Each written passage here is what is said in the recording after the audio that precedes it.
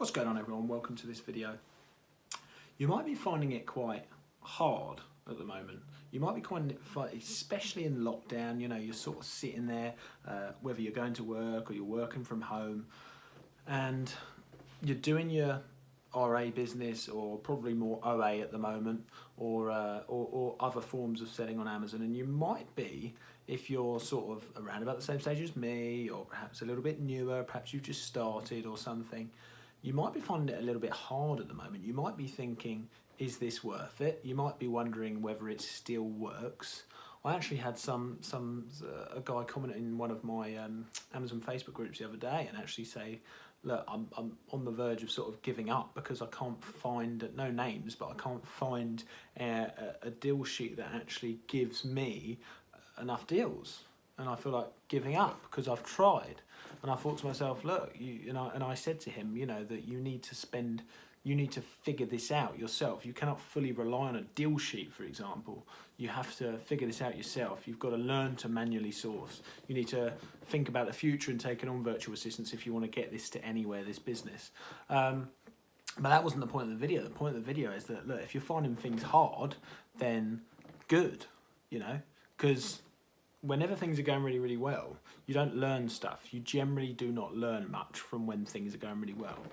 If it's not going that well right now for you, then that's a good thing. Getting the reflection in the glasses. That's a good thing. Because although it is hard to sort of suck it up, it's a good thing. And the reason it's a good thing is that you don't learn when you're not finding things challenging, generally. So the reason that you're finding things challenging right now, the reason that you're not where you want to be, the reason that you're not getting enough deliveries, the reason you're not finding enough deals, the reason for all this is all tying into one thing. And it's just a massive training session for yourself. Let me give you an example. A couple of months ago, I decided to start systemizing my business. And for the last 2 months, my sales have started gradually going down and down and down. They're slowly starting to come up again now. And I mean like regular sales. I'm not interested in one-off days that are big. I'm interested in regular sales day by day, right? They haven't been there for me recently. And my sales have been pretty dire. They're just starting to sort of show their faces now, but it's been quite tough, like mentally, because a lot of this business, because it's not a bricks and mortar business, you can't physically see anything. It's all on a computer screen once you've got a prep center, okay? So it can be quite hard to see that it feels like you're almost not making progress. What I've got to remind myself, and what you've got to remind yourself in that situation, is that you're not doing it for today's sales. You're not doing it for a week's later sales. You're not doing it for a month's sales. You shouldn't be. If you're doing it for a long-term business, which I wouldn't advise getting into this business if you're not doing it for that reason, then it shouldn't really matter. And although it's challenging and it's got me down a few times thinking, oh, sales are so rubbish, I'm only going to sort of maybe break even this month because, I've got all my gross profit has got to pay the staff that I've got now, the prep centre, the accountants and all that stuff, the stock, I've got to stocking up for now just to really build that inventory line up. It's all for the future. It's all a compound effect. And I think the sooner you realise that, the better. I have to pinch myself sometimes and just say, just ignore it. Stop looking at the day's sales. Be thankful that you're going to, at least break even, maybe make a fair bit of profit this month, maybe not. Right now, it's a stage that, A, it's Q1, but B, it's a transition. For me currently, it's transitioning into the next level.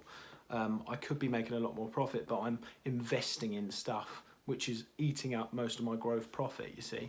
And that's okay. And things may turn around at the end of the month. I may end up making a nice lump, maybe not. I don't know yet. I'm forecast okay, but I don't know yet. What I mean is that's okay. So I think it's important for us to look into the future, not too much. Not too much in the present moment. Not too much in the present moment. And when I say that, I mean don't get too worried about a bad day's sales. Instead of looking at that bad day's sales, you should probably be thinking to yourself, okay, but what can I work on today that's going to help me in 6 months' time, 3 months' time, 6 months' time, 12 months' time, rather than just worrying about, oh, today's sales are rubbish, because that takes the energy away from you working on your future, working on what's going to create you more progress, more passive income later on, more income without you having to do much, so that you have more time to work on the things that you love. So I just wanted to say that. I think it's important to not get too caught up in the sort of, the day-to-day activities and just worrying about sales. There's a lot more than sales. Sales are inevitable if you do a few things right. It's not about the sales in this particular day. It's about the systems and the processes you can put in place to get the consistency of this business overturn. Anyone can sell a few products and make a few quid. It's not about that. It's so not about that. Not for me anyway. Anyway, I hope you enjoyed that, and make sure you subscribe. Getting pretty fed up of saying it now.